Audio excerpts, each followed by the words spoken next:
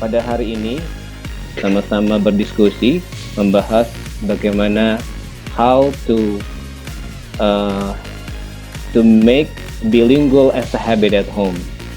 Akan disampaikan nanti oleh CEO NEC Dr. Rahmat Hidayat.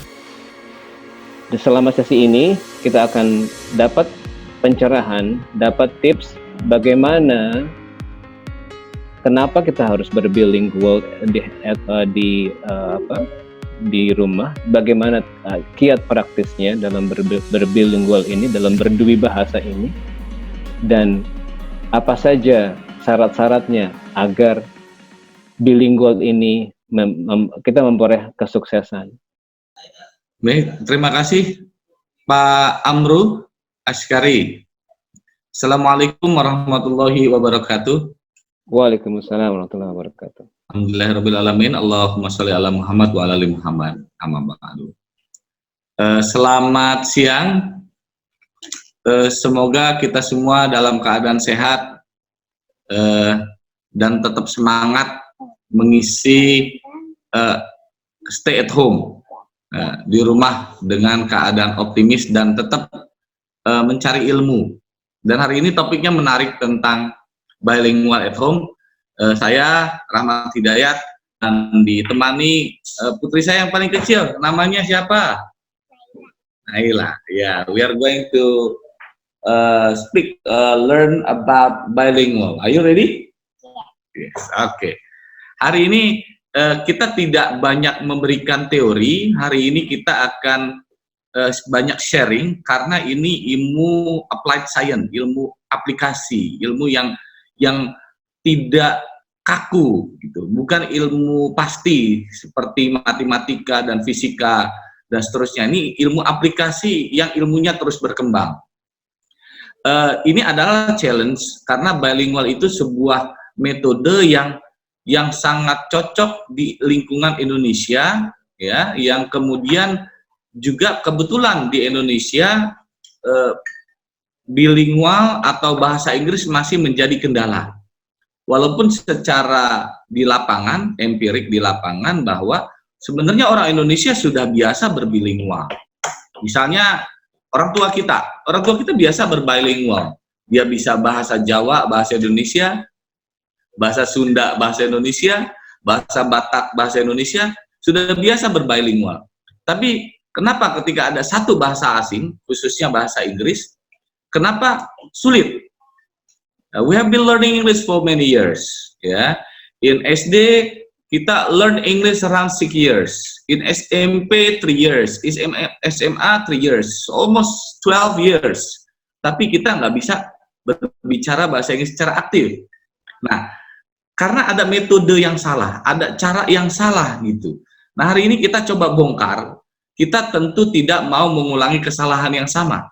Bahwa ternyata bahasa adalah praktek. Bahasa itu sesuatu yang harus dipraktekkan. Semua itu dibutuhkan buat anak-anak kita, ya, dan juga bagi para pelaku pendidikan. Nah, hari ini kita coba sharing tentang bilingual. Nanti kita banyak tanya jawab saja. Saya juga sudah ngasih slide sedikit, tapi saya tidak akan banyak berbicara masalah slide. Saya lebih cenderung nanti kita sharing. Baik, teman-teman sekalian, di sini juga ada para orang tua yang tentu punya masalah, kok anak saya nggak bisa berbahasa Inggris gitu ya. Padahal bilingual itu adalah metode yang paling efektif. Oke, yang kedua, coba kasih saya juga slide. Sebenarnya pilihannya adalah slide 3. Itu adalah bilingual atau imersi. Jadi ketika kita bisa bahasa Inggris, sebenarnya kita bisa menerapkan itu di rumah dengan praktek. Pilihannya 2, bilingual atau immersion. Immersion adalah cara lain dari bilingual.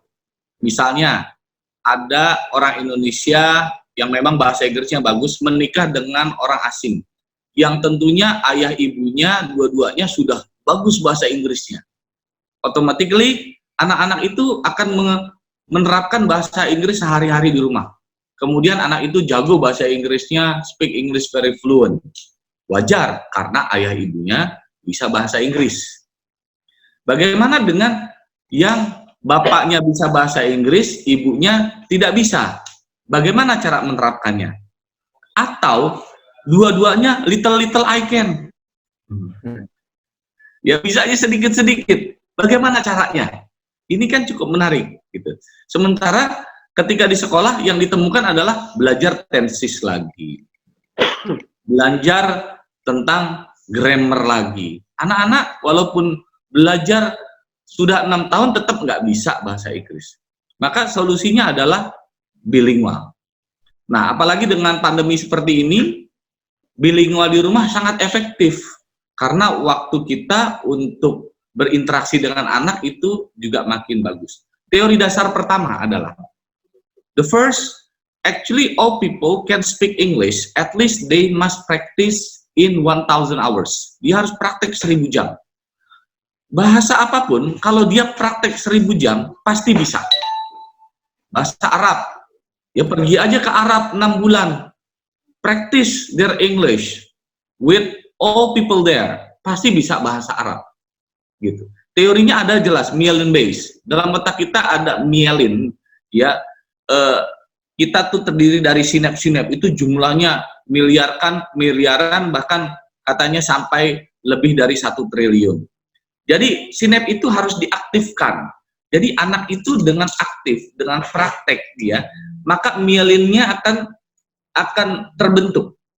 Kalau anak setiap hari dibicarakan, hello, good morning, how are you? How are you? Fine. Are you happy today? Okay, what is this? Voice? What touch do you have? Mermaid? Can you show it? Oh, wow, what's his mermaid? Huh? Whoa, yeah, I see. Can you see? What is his name? Yumi. Pardon? Yumi. And then? Another one? And Violet. Violet. Okay, there are how many? 2. Yeah, you want it again? Yeah. Okay. Alright, this is praktek sederhana sebenarnya. Jadi karena tiap hari dipraktekkan, maka myelin itu akan terbentuk. Jadi semua orang tua sebenarnya bisa mempraktekkan bilingual itu di rumah dengan simpel. Tapi saya coba sharing. Ternyata aplikasi di lapangannya tidak mudah. It's not easy. Ada beberapa prinsip yang harus dipahami. Oke, saya lanjut ke berikutnya. Saya coba ngasih sharing di sini foto ya. Ini adalah contoh sedikit ya, biar clear ya. Oke. Nah, ini dia, monolingual, bilingual. Jadi tinggal Anda pilih mau bilingual atau immersion. Karena kita bukan orang Inggris ya, kita pilih bilingual. Tapi harus dipahami bahwa membentuk bilingual, kebiasaan bilingual itu tidak mudah. Itu butuh waktu 3 sampai 10 tahun. Masalahnya orang tua itu pengennya cepat. Baru tanya how are you, anak nggak jawab, ngambek orang tuanya. Orang tuanya yang ngambek gitu. Padahal anak itu mendengarkan itu. Good morning, how are you? Long time not see, what are you doing? Padahal terus saja itu diulang-ulang, maka anak itu pun akan memahami. Memang tidak dengan waktu singkat. Bagaimana responnya kalau kalau orang tua dicuekin ketika berbicara bahasa Inggris? Padahal bilingual itu artinya masih boleh menggunakan 2 bahasa. May I menemani you tonight? Boleh. You playing what? Playing dolls. What is this? Cars. Is that good? Yes. All right. What is this? Bubble. Can you show us? Okay. How to open? Open like this. Okay.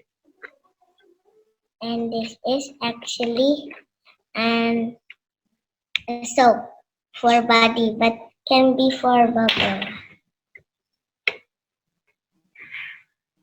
Like this. Oh, what's the patterns? Giraffe. Like a giraffe? Yeah. Okay. How to play it? Yes, blow the bubble. Wow. Oh, thank you. Naila ya. Short conversation. May campur-campur, nggak ada masalah karena ini adalah bilingual. Ya. Dan tidak membuat anak stres, nggak boleh. Oleh sebab itu ada beberapa keyword dan prinsip yang ingin saya sampaikan.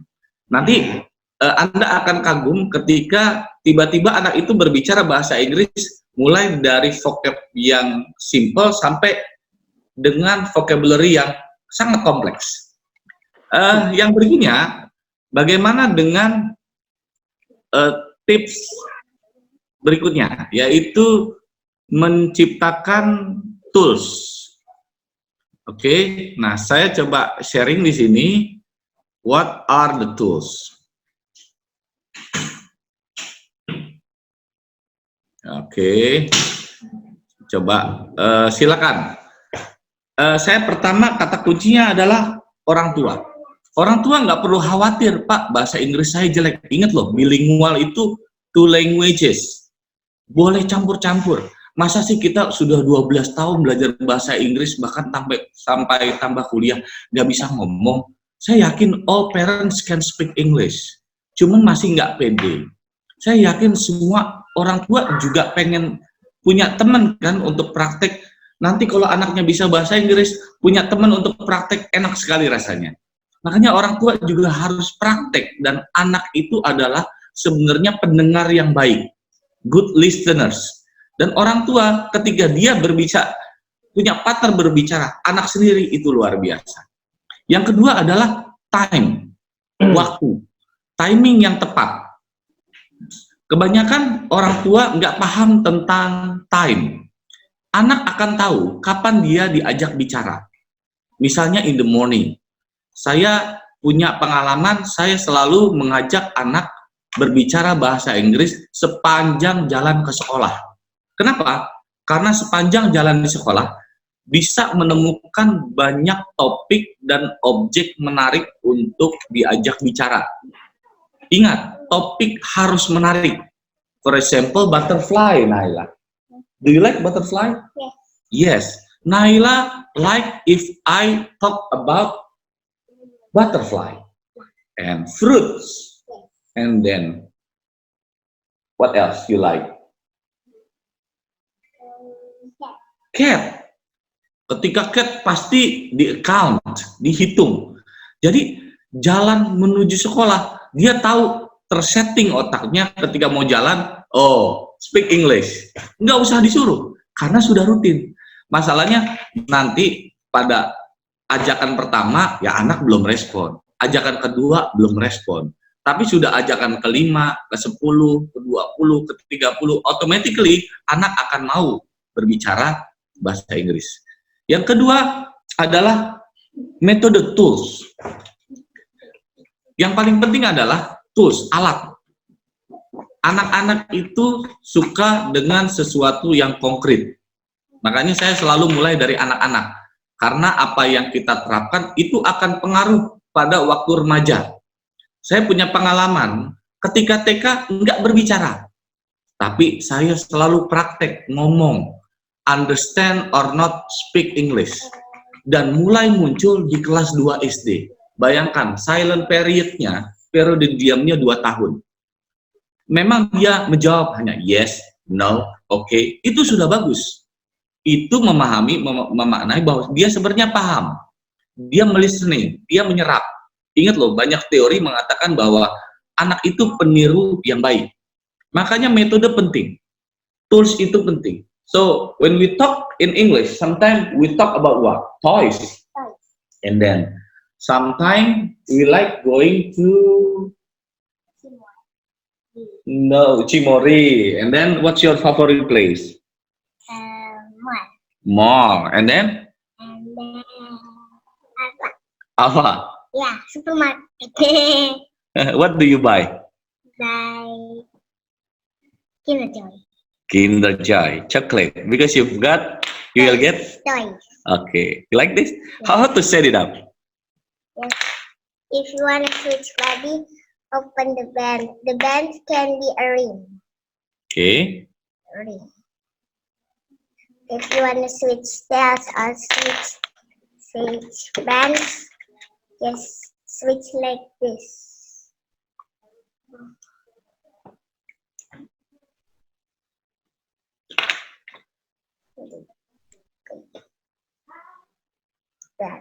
Like this. Oke, thank you. Nah, praktek adalah cara yang paling enak karena konkret. Jadi selain timing, we need tools. Ya, kita juga butuh place, tempat. Anak-anak tahu kalau misalnya kita ajak ke toko Indomaret, Alfamart, they must speak English. We will can give them a reward. Ya, anak-anak tahu benar kalau ke Indomaret atau ke Alfa atau ke tempat belanja, they must speak in English. Karena kalau nggak ngomong English saya nggak beliin. Jadi kalau di Indomaret tuh teriak-teriak, Daddy, I wanna buy this one, I wanna buy this one. Orang satu Indomaret ngeliatin semuanya. Tapi nggak apa-apa. Kita bukan mau show off. Itu membuktikan anak confidence untuk berbicara. Begitu. Jadi metode cara ini penting. Yang ketiga adalah lihat psikologis anak. Kata kuncinya adalah jangan membuat anak tertekan. Jangan membuat anak dipaksa bicara. Kalau dia nggak jawab, biarin saja. Jadi kata kuncinya dalam bilingual adalah menyenangkan. Ya, kalau nggak senang, stop bilingualnya.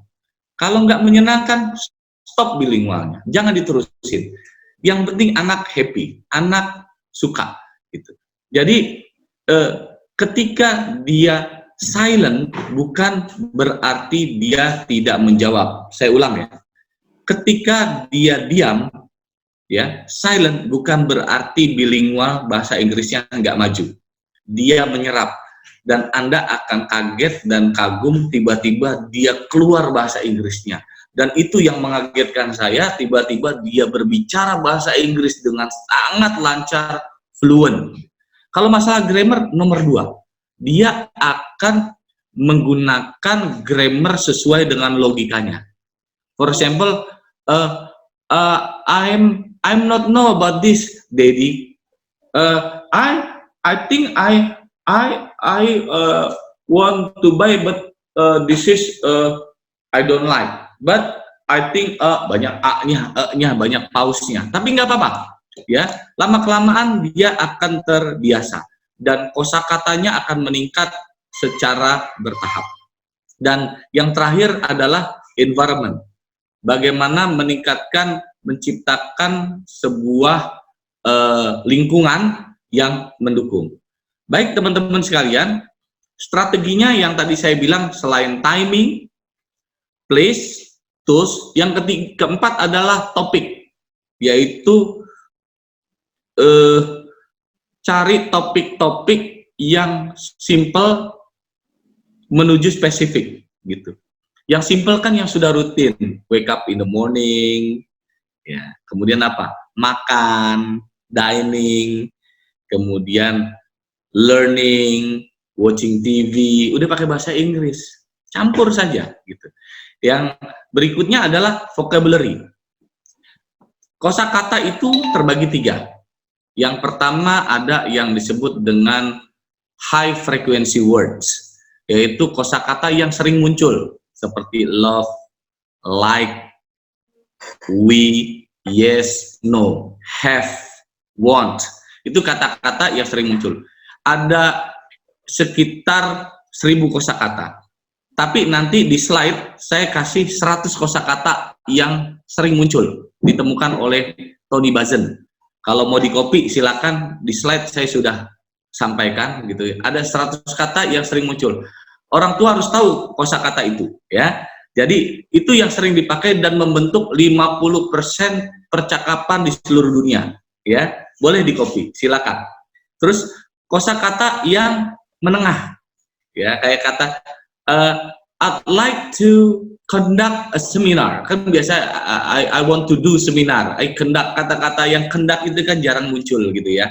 Sampai kata-kata yang tinggi. Kadang-kadang ketika tools itu digunakan, ketika kita sedang tidak berinteraksi dengan anak, dia belajar melalui games. Banyak kosakata yang datang tidak lewat kita, lewat YouTube. Anak saya suka sekali dengan beberapa channel YouTube berbahasa Inggris. Ternyata dia mendapat banyak kosakata di YouTube itu. Maka arahkanlah YouTube untuk hal yang positif. Biasakan anak listening, mendengarkan YouTube yang aman secara umum dan juga berbahasa Inggris dengan baik. Itu akan diserap dengan luar biasa. Dan yang berikutnya, ingat ketika berbicara high frequency word sudah, low frequency word. Yang berikutnya strateginya give time, buat jeda. Jadi tolong orang tua ketika berbicara jangan kita terus yang ngomong gitu. Buat jeda. For example, ketika kita panggil anak-anak, "Hey, come here." Ya, gather here, ya. Kasih kesempatan anak berbicara. Waiting, dengarkan. Suatu saat ketika kita dengarkan, keajaiban akan terjadi. Yang saya bilang sebut magic comes, gitu. Jadi akan ada kekagetan tersendiri. Anak-anak Anda bisa berbicara bahasa Inggris. Baik, keywords. Nanti slide-nya boleh di-share ya Pak Amru ya. Baik. Ya, keywordnya pertama, ya. Nanti kita dialog aja, kita sharing. Kata kunci untuk how to apply bilingual at home. Pertama, konsisten. Ya, kalau pagi ngomong, ya. Jangan pakai bahasa Indonesia. Didengerin atau nggak didengerin, tetap ngomong. Ya, mau ngomongnya keras atau ngomongnya pelan, tetap ngomong. Konsisten. Ya, kalau ayahnya bisa bahasa Inggris, ya ayahnya yang dominan. Ibunya nggak apa-apa, bahasa Indonesia saja. Ya, kalau kita bahasa Inggrisnya kurang, campur-campur. I want to eat roti. Please, roti is olesin mentega. You help me and tolongin me. Boleh. Nggak dosa kita ngomong salah. Ya. Jadi, konsisten. Saya biasanya konsisten di pagi karena siangnya kerja, di malam hari. Tapi konsisten dengan topik yang dia suka. Misalnya dia sedang main game, hey, what are you doing? What game are you playing? What game is it? Dia akan bercerita dengan semangatnya karena topiknya dia suka. Jangan topik yang berdasarkan kita. Topik itu nanti akan berkembang. Dalam Cambridge University Curriculum itu ada 60 topik yang selalu diulang-ulang. Makanya orang-orang yang pengen bicara bahasa Inggris, pelajarilah 60 topik dasar dalam bahasa Inggris. NEC punya kurikulumnya. Makanya kalau kursus di NEC, insya Allah kemampuan bahasa Inggrisnya akan cepat. Kenapa? Kita sudah tahu kunci topik yang sering. Kita tahu kosakata yang sering muncul.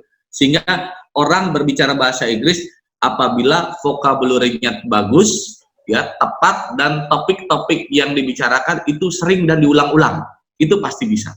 Yang berikutnya adalah keyword kedua, sabar. Ini butuh waktu setahun 2 tahun. Kalau anak ini cepat, bisa 6 bulan. Gitu. Dan ingat, anak akan mulai merespon sedikit demi sedikit, nggak langsung, gitu ya. Yang berikutnya adalah silent period.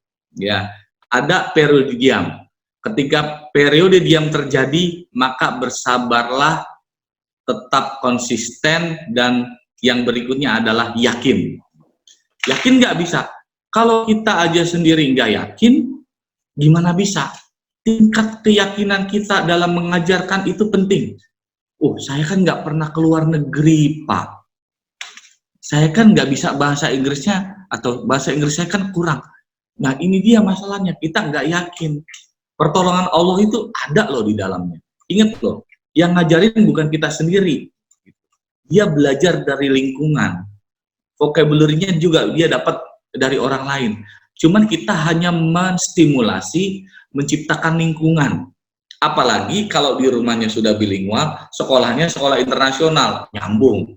Ya, kemudian beberapa anak saya sekolahnya bilingual, di sekolah bilingual lagi, dia ketemu, oh ternyata bicara sama bapak itu ada manfaatnya. So I usually talk in English with my teachers, gitu. Nah, makanya ini sangat penting. Yang berikutnya adalah aplikasi.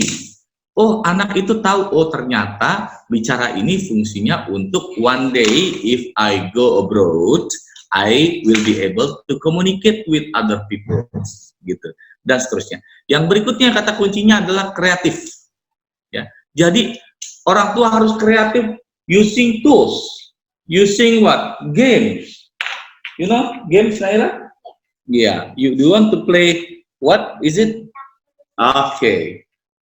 Can you play? Show to me how to play it. Paper, scissors. And then? And we pick one by one. We can pick rock, paper, or scissors. Okay. One.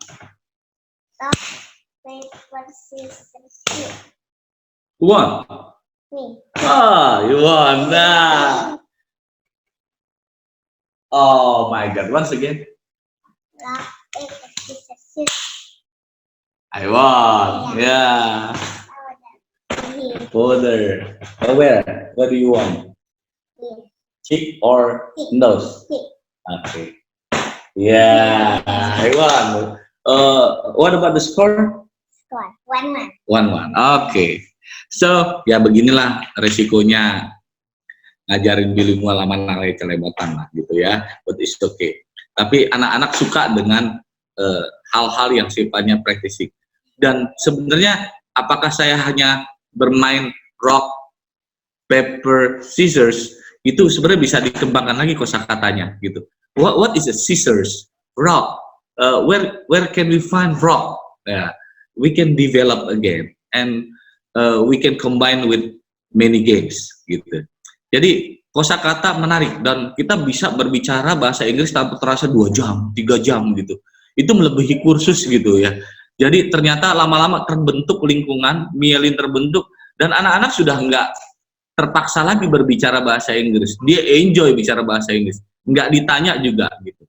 Dia akan ngomong bahasa Inggris. Yang tadinya dia harus ditanya-tanya, speak English please, what's your name? Nanti dia duluan yang mulai.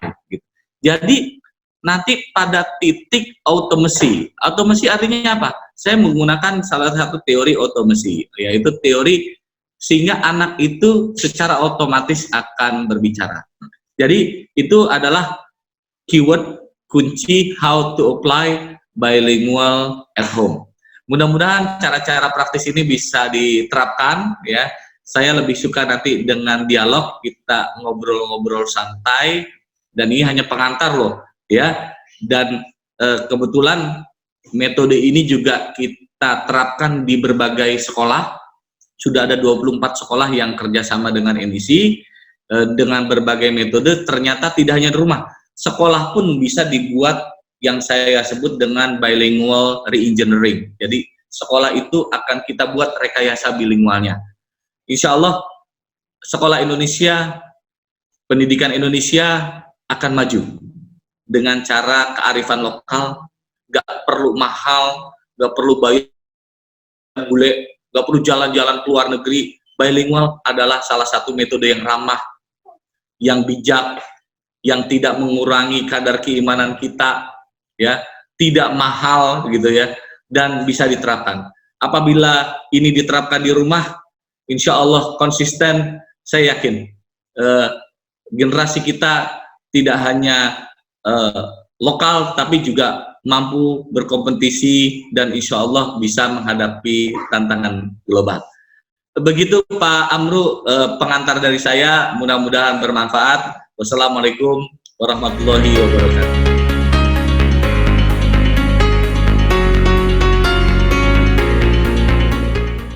Baik, kita sudah di penghujung waktu nih, Bapak dan Ibu sekalian. Sudah kita dapatkan banyak sekali abundant knowledge from Pak Rahmat ya, about how the tips how to develop your bilingual habitation for your kids at home, and how to improve also yourself to be bilingual at home. And tadi ada key-nya di sini ada 8 ya, seperti Pak Rahmat sudah sampaikan: konsistensi, sabar, silent period, pilihan kata, yakin, aplikasi, kreatif, dan gestures gitu. Dan kunci dari situ semua adalah satu kata, konsistensi. Konsistensi menjadi bagian yang sangat penting untuk penguasaan bilingual ini. Terima kasih Pak Rahmat atas pencerahannya. Mudah-mudahan kita bisa ketemu lagi di lain kesempatan, Bapak dan Ibu sekalian. Tetaplah bergabung dengan program-program kami. Kami tetap melayani Anda semua untuk bisa terus meningkatkan kemampuan berbahasa. Akan ada lagi topik-topik menarik setelah ini, nanti akan kami undang Bapak dan Ibu semua untuk bergabung. Terima kasih semuanya. Kita akhiri pertemuan ini dengan baca Alhamdulillah. Alhamdulillahirabbil alamin. See you again in the next more interesting program. Assalamualaikum.